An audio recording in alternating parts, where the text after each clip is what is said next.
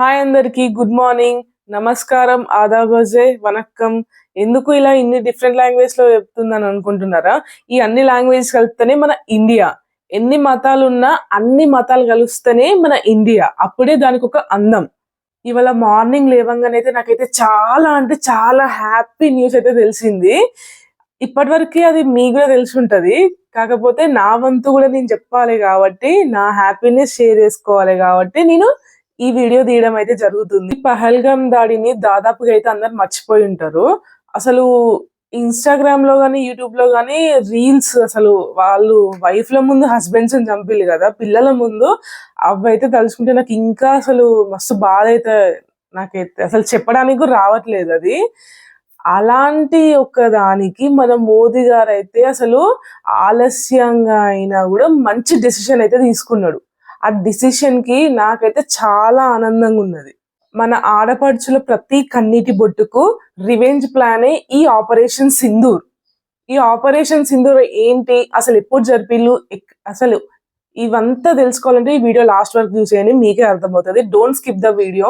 నాకైతే ఈ ఆపరేషన్ సింధూర్ అనే వర్డ్ లో ఏం అర్థమైందంటే, అక్కడ ఉగ్రవాదులు మన ఇండియాకి వచ్చి పాపం ఆడపిల్లల సింధూరాన్ని అయితే తూర్చేసి వాళ్ళ హస్బెండ్స్ ని చంపేసి, అలా దానికి ప్రతీకారమే ప్రతి కన్నీటి బొట్టు కౌంట్ చేసుకొని వాళ్ళ గుర్తు చేసుకునేటట్టు ఆపరేషన్ సింధూర్ అని పేరు పెట్టింది మన ప్రధాని మోదీ అని నాకు అర్థమైంది.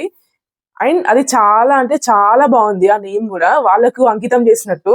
ఈ రోజు టాపిక్ లోకి అయితే వెళ్తే, ఈ పహల్గామ్ ఉగ్రవాది దాడి ఉన్నది కదా, దానికి భారత్ సరైన ప్రతీకారం అయితే తీర్చుకున్నది. ఎట్లా ఆలోచన శక్తితోని. అబ్బా నిన్న నైట్ అయితే అబ్బా నేను మేల్కొని ఉంటే మాత్రం ఒక సెలబ్రేషన్ లెక్క చేసుకుందులే, బట్ అందరు పడుకునే టైంకే దెబ్బతీసింది.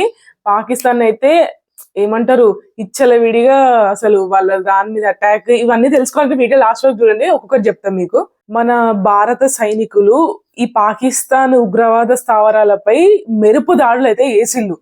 ఓన్లీ టెర్రరిస్ట్ స్థావరాలపై, అక్కడ ప్రజలని ఏం అనలేదు. That is India. ఓన్లీ ఉగ్రవాద స్థావరాల పైన వాళ్ళు వచ్చి మన టూరిస్టులను చంపుడు కాదు, మనమే పోయి వాళ్ళ ఉగ్రవాదులను అయితే చంపినాం. పాకిస్తాన్ లోని 9 ఉగ్రవాద ప్లేస్లను అయితే ఈ మన ఇండియా ఎయిర్ ఫోర్స్ మిసైళ్లతో అటాక్ చేసింది.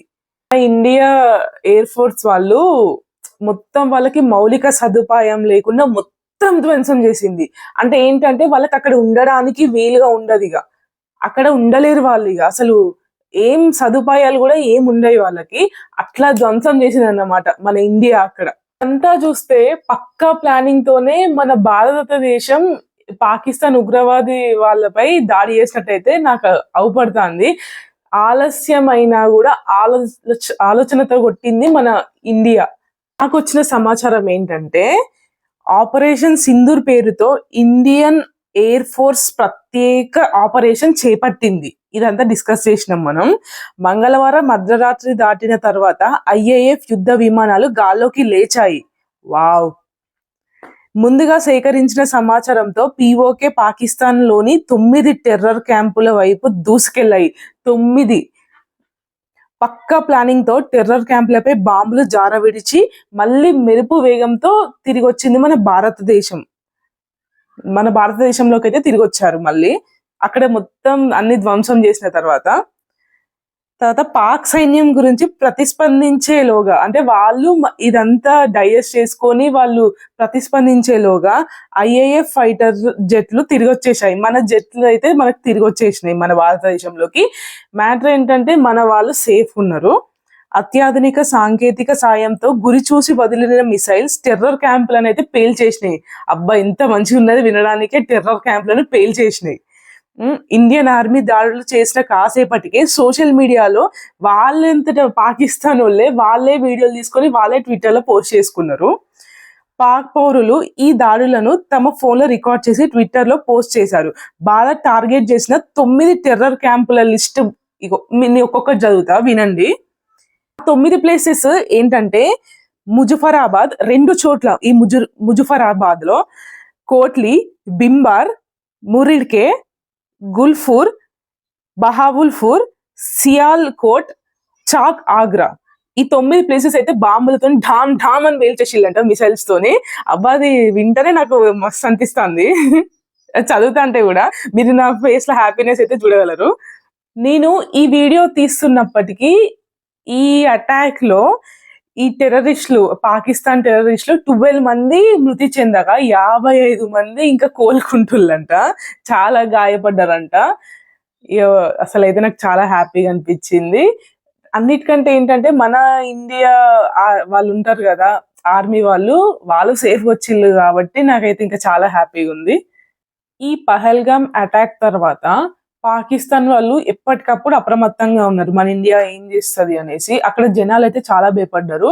కాకపోతే మన టార్గెట్ జనాలు గాదు. ఈ ఉగ్రవాదులు మాత్రమే.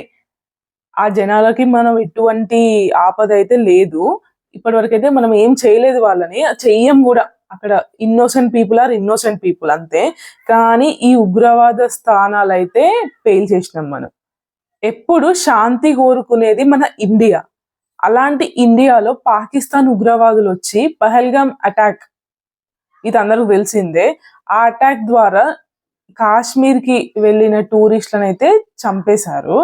దానికి అసలు మనం ఇండియా చాలా శాంతివంతమైనది కదా! కానీ మనల్ని మనం నిరూపించుకోవాలి. ఏం తెలియని అమాయకులను చంపేసింది కదా పాకిస్తాన్ ఉగ్రవాదం. అలా మనము ప్రతీకారం తీర్చుకోవాలంటే వాళ్ళని ఏదో ఒకటి చేయాలనేసి ఈ దాడి ఈ ఆపరేషన్ సింధూర్ అనేది చేసింది. దీనిపై యుఎస్ ప్రెసిడెంట్ ట్రంప్ గారు కూడా స్పందించారన్నమాట. ఈ ఉగ్రవాదం అనేసి అంటే మొత్తానికే క్లోజ్ అయిపోవాలి అని అయితే స్పందించిండు ట్రంప్. వాళ్ళు వచ్చి మన ఇన్నోసెంట్ పీపుల్ అయితే చంపిల్లు. కానీ మన ఇండియా మాత్రం అక్కడ ఉగ్రవాదులనే చంపిల్లు. ఇక్కడే తెలుస్తుంది పాకిస్తాన్ కి ఇండియాకి మధ్య డిఫరెన్స్ ఏంటిదో. మన ఇండియన్స్ ఎవరైతే ఈ పహల్గామ్ ఉగ్రవాది దాడిలో చనిపోయారో వాళ్ళకి ఈ ఆపరేషన్ సింధూర్ అనేది ఒక పే ఆఫ్ లాగా ఉంటుందని అనుకుంటున్నాను. అండ్ వాళ్ళ ఆత్మలకు శాంతి కావాలని నేనైతే చాలా మనస్ఫూర్తిగా కోరుకుంటున్నాను. ఎందుకంటే వాళ్ళ ఫ్యామిలీస్ అన్ని ఎఫెక్ట్ అయినాయి. అసలు దెబ్బ కొట్టేదే ఇండియా. పహల్గామ్ అటాక్ కు ఈ ఆపరేషన్ సింధూర్ తోని సమాధానం ఇచ్చింది మన ఇండియా పాకిస్తాన్ కి. అలాంటి డెసిషన్ తీసుకున్నందుకు మన భారతదేశంలో ఎంత మంది ఉన్నారో అంతమంది మోదీకి సెల్యూట్ కొట్టినా కూడా తక్కువే.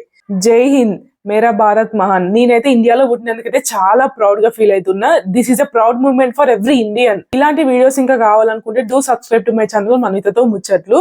మళ్ళీ నెక్స్ట్ వీడియో అయితే కలుద్దామా మళ్ళీ వేరే కంటెంట్ తోని. అప్పటి వరకు బాయ్. జై హింద్.